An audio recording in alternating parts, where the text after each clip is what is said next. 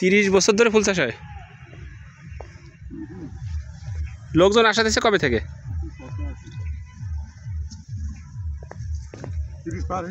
30 বছর পার হয়ে গেছে। প্রথম ফুল চাষির নাম কি? কে এখানে ফুল চাষ শুরু করছে প্রথমে? মানে মূল প্রথম উদ্যোক্তা থাকে না, যে কার মাথা থেকে আইডিয়াটা আসছে যে ফুলের চাষ করা যায়? সেলিম শের আলী সর্দার, উনি প্রথম এখানে ফুল চাষ শুরু করছে না? বাণিজ্যিক আকারে না, শখের বসে অল্প আকারে, সেটাই তো বলতে, মানে ব্যবসার উদ্দেশ্যেই করা আর কি, কিন্তু অল্প আকারে শুরু করছিল।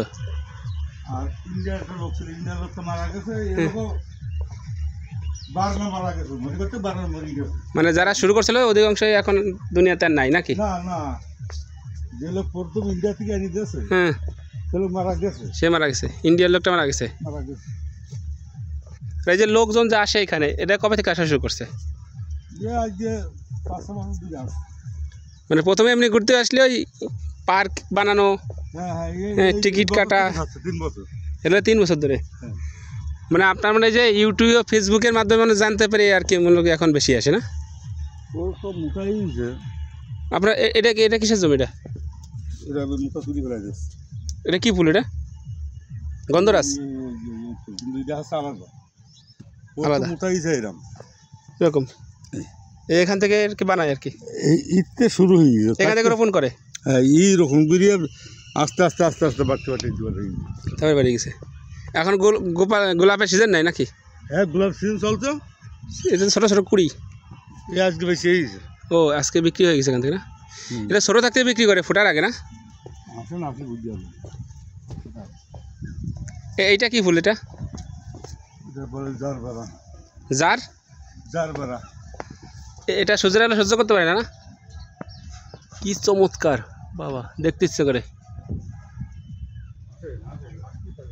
এই ছোট এটা কি? এটা কাঙ্গেল জিপসি, ওই যে মাথায় দিচ্ছে আর কি, জিপসি। এই যে জিপসি চারা না, এই যে এগুলো বনে।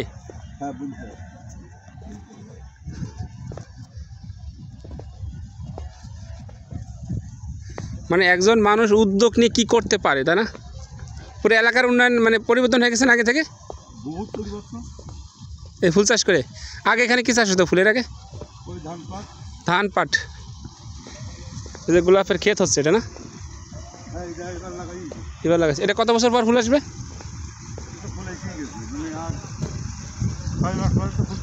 মানে 6 মাস থেকে ফুল কাটা শুরু হয়ে যাবে।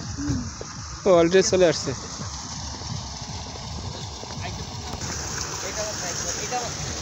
এই যে একটা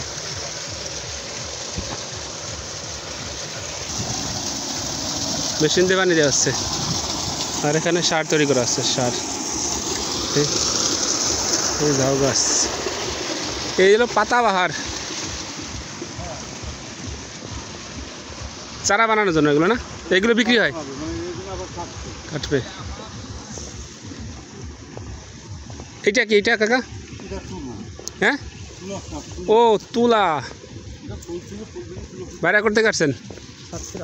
সাতক্ষীরা। তুলা চাষ তো প্রথম দেখলাম। তুলা চাষ এখানে এরকমই হয় নাকি? এই 2-1টা জমি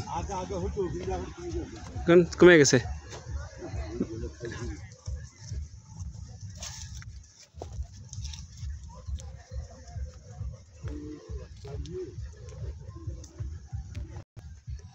ট্রেন দিয়ে পানি দেওয়া হচ্ছে, নদীর মতো চকচকা পানি।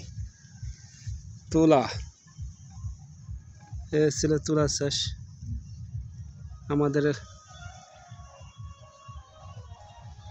যশোরের তুলার ক্ষেত। দেখেন খেজুর গাছ আছে, যশোরের সব জায়গায় খেজুর গাছ থাকে। এই যে নদীর মতো ছোট পানি ধরা যাচ্ছে।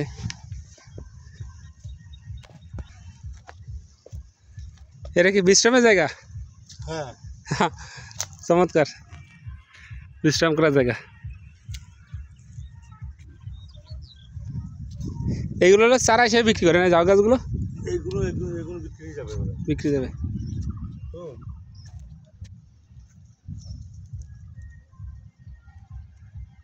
আসলে যশোর দেখতে যেরকম সুন্দর, এই ফুল চাষ করে সৌন্দর্যটা আরো বাড়াই দিছে। যাচ্ছি কাকা, ধন্যবাদ আপনাকে।